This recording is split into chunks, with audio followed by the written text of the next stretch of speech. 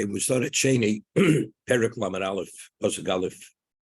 V'daber Hashem Moshe Lemor. The Kom Nikas Bnei Yisrael Meisa Midyanim. Avenge the vengeance of the Israel against the Midyanim, the Midianites. And then you're going to pass away. Meaning, the death of Moshe was contingent on the destruction of Midianites. The moment the Midianites destroyed, Moshe passes away, and Yeshua assumes his role as the leader. And Pasuk Gimel says, "V'yidab Moshe Elom Lemor." Moshe speaks to the people, saying, "V'yichel chotzu mi'itchem." You should garner from yourselves anoshim latzova, men of status for conscription. You al midjan loses nikmas Hashem b'midjan, and you should come upon Midyan. So the vengeance of Hashem should be in Midyan. So we find that immediately after he was given the charge of destroying Midyan, avenging the vengeance of Israel, immediately he attends to it. Although he knows his death, his demise is going to be contingent on this victory. He doesn't hesitate, he goes immediately. So Rashi over here explains, V'yidaber Moshe, Api sheshama sheshimoso tluya b'dover. Although he had heard that his death is dependent upon this, or contingent on this, also b'simcha v'lo. He did it with joy, and he did not delay. He did it with alacrity. But Rashi says b'simcha.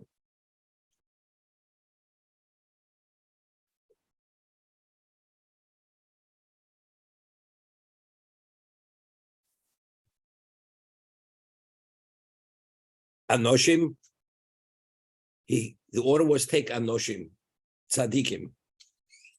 Chem b'charlon Anoshim, chen Anoshim chachom viduim. Anoshim, the classification is Tzadikim.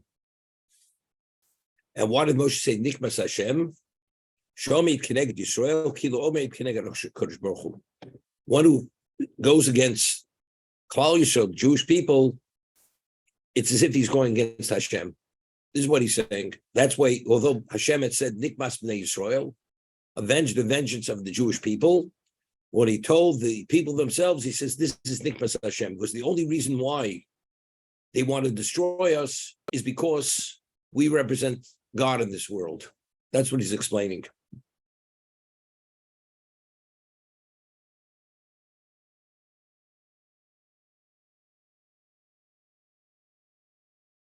You know, what Rashi is alluded to, the Midrash explains, Hashem says to Moshe, I had told you to avenge the vengeance of Bnei Yisrael. So why, when you communicated it to the Jews, he said, Mikmas Hashem?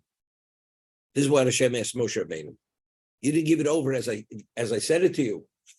So Moshe says to Hashem, before Sinai, if we wouldn't have been commanded with the mitzvos and been considered your people, would they want to destroy us?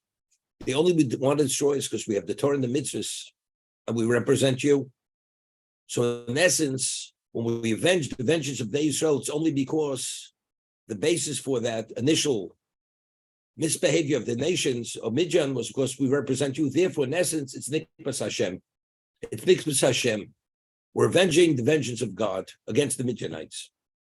So Rashi over here, it's not clear if he means exactly what the Midrash says, because the Midrash says, as I said, that the only reason why the Jews are always seen in this negative light is because we represent Hashem. And there's this counterbalance, there's this opposition to what we represent. That's the basis for anti-Semitism. There's that basis why they want to snuff out the Jews. But Rashi says, why do you say Nikmas Hashem? She'omid Keneged Yisrael, because the one who goes against the Jewish people, it's Omeid Keneged HaKadosh Baruch Hu. It's as if you're going against God, which seems to be not what the Midrash is saying. The Midrash says, Moshe says, because the only reason why they want to destroy us is because we represent you. So it seems to me this is the opposition to what we represent. We represent God's presence. There's the negative and the positive. Rashi says, no, it's Nikmas Hashem is because since Hashem takes up our cause, it's like a person goes against a person's child. He says, but you realize when you go against my child, you're going against me because I take it personal. When the world goes against the Jewish people, God takes it personally. So, and that's what Rashi means to say. Kilu omeid keneged HaKadosh Baruch Hu. Okay? But the question is like this. Why was it important for him to share that with the people? Why was it enough to tell him? They call him Nikmas Bnei Yisrael. Avenge the vengeance of the Bnei Yisrael. What do you have to say, Nikmas Hashem? Okay? What does that add? He's just sharing with them the truth. Whether you understand as the Midrash says it or as Rashi explains it here, what is the value? Now, we find in Pirkei Avos that the Mishnah tells us that a person's osek im hatzibor, you do something for the sake of the tzibor, and you do it l'shem shamayim. You do it for the sake of God. God will allow that although your merit in its own right is not sufficient to succeed in that task and that endeavor, but Hashem will allow that the schus hatzibor, the merit of the tzibor, to contribute to your ability, and you should succeed. So although your schus in its own right is not sufficient to succeed, but because you're doing it l'shem shamayim for the sake of God, God will allow you to utilize the schus hatzibor, the merit of the tzibor, and with the merit of the tzibur, you'll be able to succeed. And however, when it comes to be accredited for this, you will receive full credit, or you have to utilize the schus of the tzibur to succeed in what you're doing. That's what we read in Pirkei Avos. So meaning like this, if we're going to avenge the vengeance of the Bnei Yisrael, the question is, who are we? Who are we? So that we're going on to avenge our vengeance. Are we going to succeed or not succeed? It's questionable. Is God going to back us? Is he not going to back us? But if we're going to avenge the vengeance of Hashem, automatically, if you mean and you're sincere in that means who's your backer? Your backer is God. So if you're going to do it for the sake of God, then there's definitely going to be victory here. That's the difference if you tell them if it's Nikmas Yisrael or it's Nikmas Hashem b'mijan. Similar to that. Because then the whole mindset and the reality is now you're able to draw at another level of that divine assistance, which will guarantee the victory in this particular battle.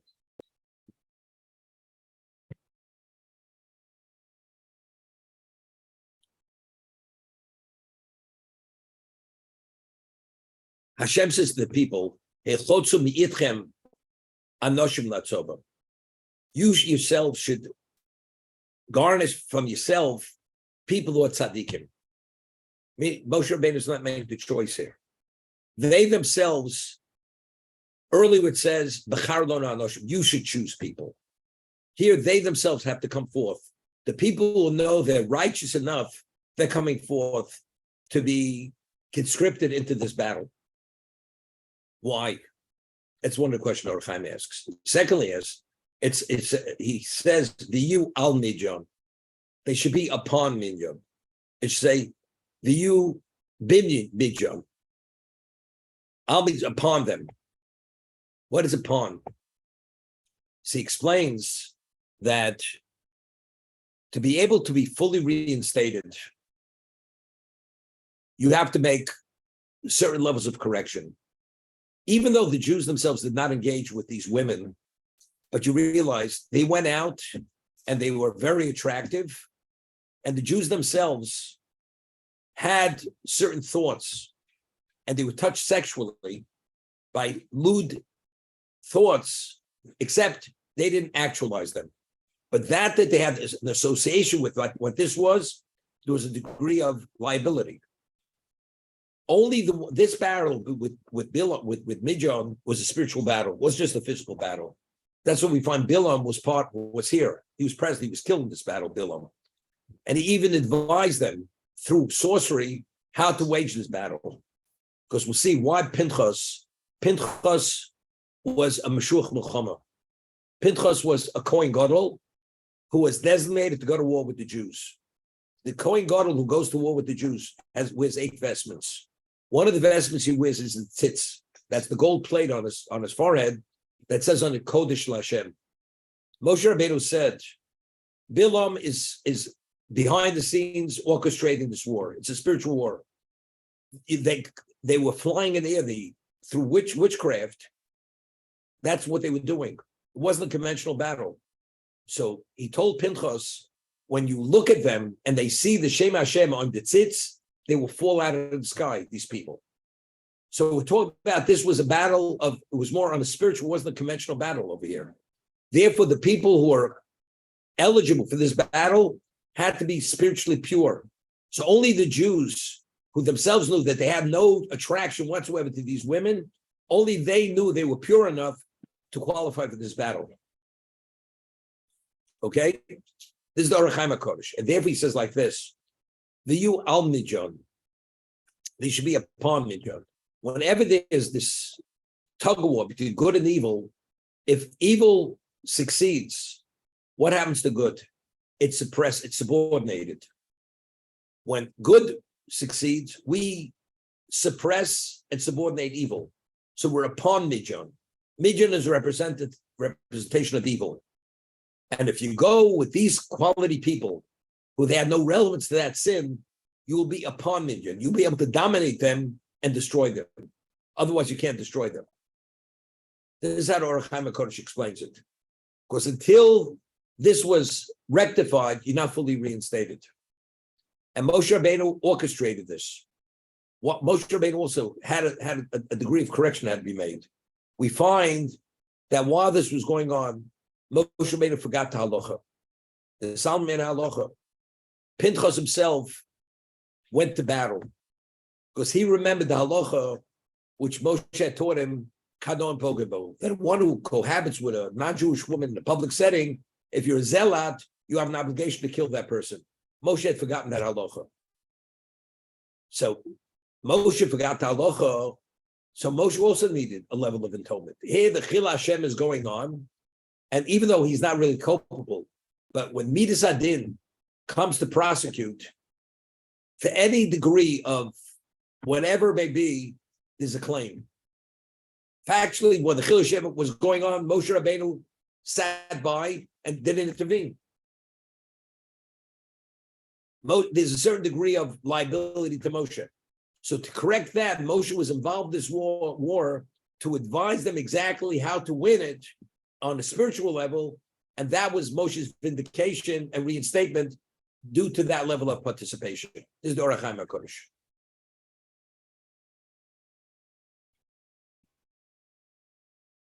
Vayimoshu be'alfi Yisrael elef lamate. Shnei Moshe elef chalutzi tzomo. It was given over from the Jewish people, each tribe, 1,000 soldiers from each tribe, 12,000 chalutzi tzomo. The 12,000 people who were conscripted for this war. What does the meaning of Vayimoshu? They were given over.